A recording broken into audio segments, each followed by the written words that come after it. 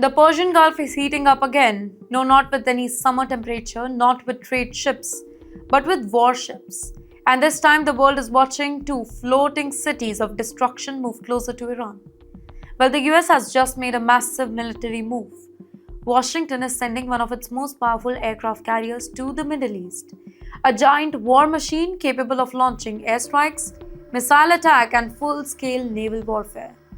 And here's what makes this moment explosive: it is not coming alone. Another US carrier is already in that particular region, and now suddenly two of America's deadliest naval strike forces are gathering near Iranian waters. Let's slow this down and understand what this really means. Aircraft carriers are not just any ships, right? They are floating military bases.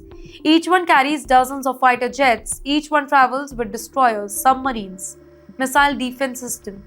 Each one can launch attacks without needing foreign land bases.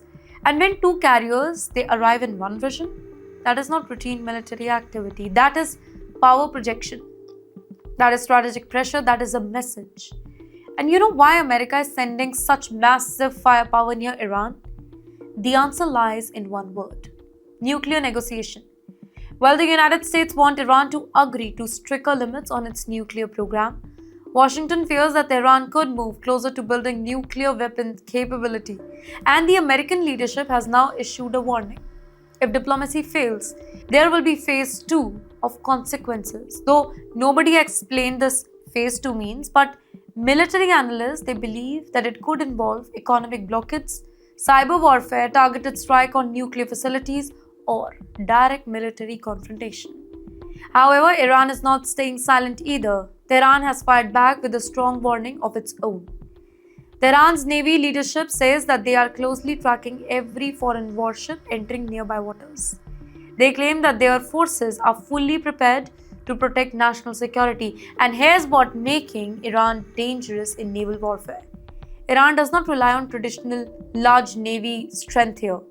Instead, it focuses on asymmetric warfare. That means fast attack boats, anti-ship ballistic missile, sea mines, drone swarm attacks, submarine ambush tactics. Well, military experts say that Iran's strategy is simple but deadly. Overwhelm larger ships using speed, surprise, and missile saturation. And the biggest fear right now revolves around one strategic choke point: the Strait of Hormuz. This narrow water passage handles nearly 1/5 of the world's oil shipment.